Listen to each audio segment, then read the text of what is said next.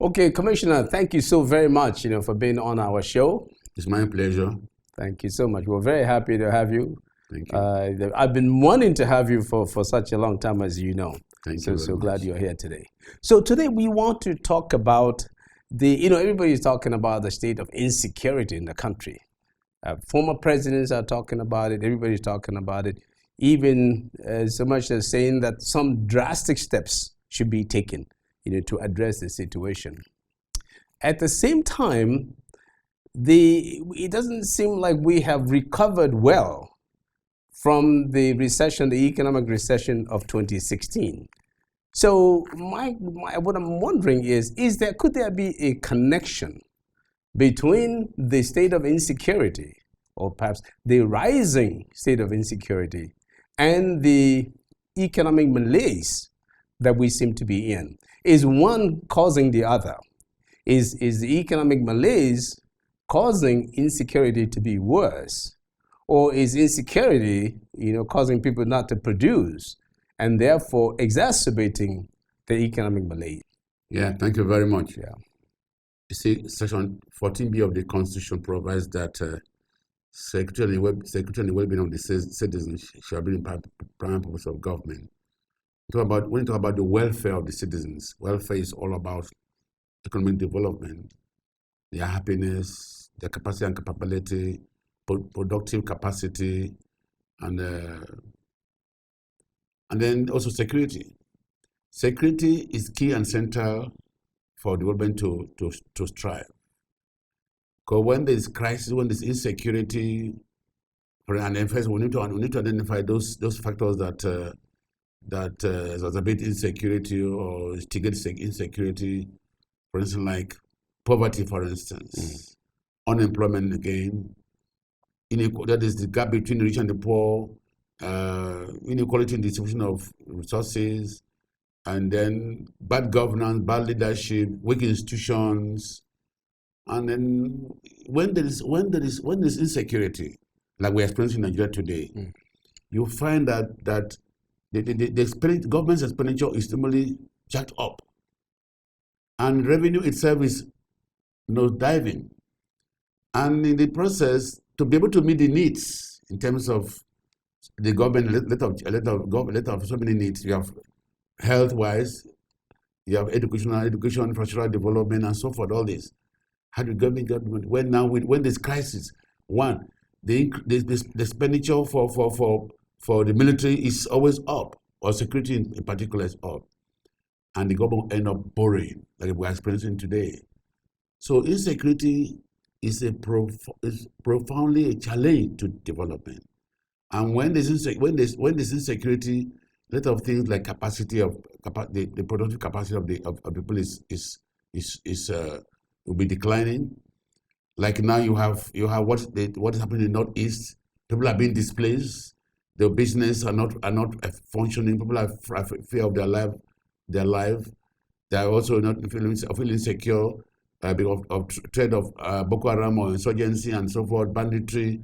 So, and then violent crime like kidnapping, murder, pipeline vandalization. All these are violent crimes that impact negatively on economic development, because there need to be peace. Even foreign investment. Foreign investors cannot be attracted in a country that is chaotic, country that is insecure, because the investor wants to see that his business is safe and secure, that he's going to also drive some dividends, some profit from his business. And when there's insecurity, of course, it's a serious threat to development. So insecurity is a serious threat to development. And when there's economic development is also going down, it increases insecurity too. Sure. Because people are now becoming poorer. Yeah. There's more unemployment. Yeah. There's now migration from the rural to the urban, increased urban migration. And right now we have population explosion. And again, when we have weak institutions, like for instance the police, they are not well equipped because as a lot of poor fund. But however, thank God that the Aid Assembly was able to pass the bill on police trust fund. And Mr. President, I think about 7-6 months ago, assented to that bill, and became an act, but yet it has not been implemented. So there are so many factors that actually instigate insecurity, and insecurity impacts negatively on economic development. Sure. Okay, so the insecurity in the country, are there differential causes? For example, what causes insecurity in the Northeast? Is it the same as what's causing insecurity in the Southeast? How come the intensity of insecurity is rising in the Northeast, in the Northwest, in the Southeast, in the South-South, in the Southwest, North Central? How come that's happening at the same time? There are some factors that are responsible. One, bad leadership. Okay. We have weak institutions. Bad leadership where? Across the country? Yes, the country. How come suddenly bad leadership has come? Bad leadership has been on for some time now. Our politicians are not patriotic. They're not committed to the good social good of all. But they're not patriotic. They are concerned about corruption, for instance, which has so eaten deep into all our facets of our institution, our life, both political and economic, political life. So the insecurity may be connected with corruption? Sure, because you see, like for instance, they look at our road, for instance. Yeah. Money that they voted for infrastructure development is being embezzled or siphoned by unscrupulous politicians or political appointees. Yeah.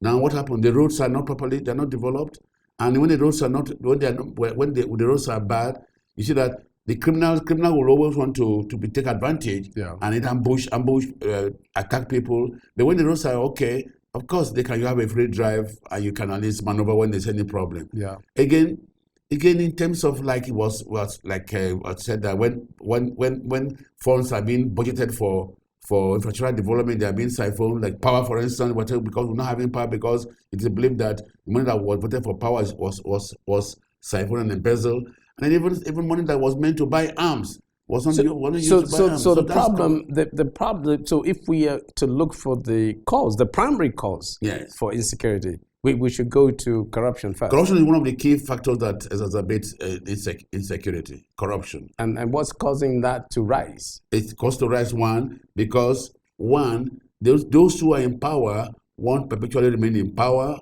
and again. But why do they want to do that? Because they feel that when they're out of power, they will not have the money to be able to loot again. That's why they want to count. They're concerned about how to grab power, control the economy, and also control that is our treasury. Yeah. Because they know when they are out of power, they'll not be able to live. They live a very ostentatious lives. So should we have a different system, like have local government police instead of Nigeria police? No, you say like local government police. Yes, because I don't like state police. Some state government cannot even fund. Yeah. How viable are those local governments? That's the point. They will have their police the way they can afford their police. No, you see, we have not been able to develop. I don't like state police. Because state police, I'm afraid of state police it happened, during Babangida's time. Yes. When these officers from the rank of a DSP down to the constable should go back to their state of origin. It was experimented, and it was found out that people, even within local government or state, they have also intra conflict. Yes. Land disputes. So what do you want? Because the Nigerian police, as it is overwhelmed. You don't like state police. Do we want local government police? It's not overwhelmed because of its own. But it's overwhelmed because of whatever it is. It is overwhelmed because in terms of lack of manpower. Now we're told we're about 200. Population is about 200 or more, and if Nigerian police strength is not up to 400,000, and in terms of equipment, they are deficit, poor welfare remuneration, and in terms of equipment, they don't have. But don't you think, Commissioner, that it's difficult? If this is provided, it's difficult. It's difficult to run it from the center, though. You just said 200 million people, and we're trying to drive it from Abuja. No, but you see, in each state command, there's a commissioner of police, and in each zone, geopolitical zone, there's an AIG. So that power structure is there, and when the AIG gives instruction, the commissioner of police implement. So you could still have Nigerian police, but I think that we should also look into having local level type police.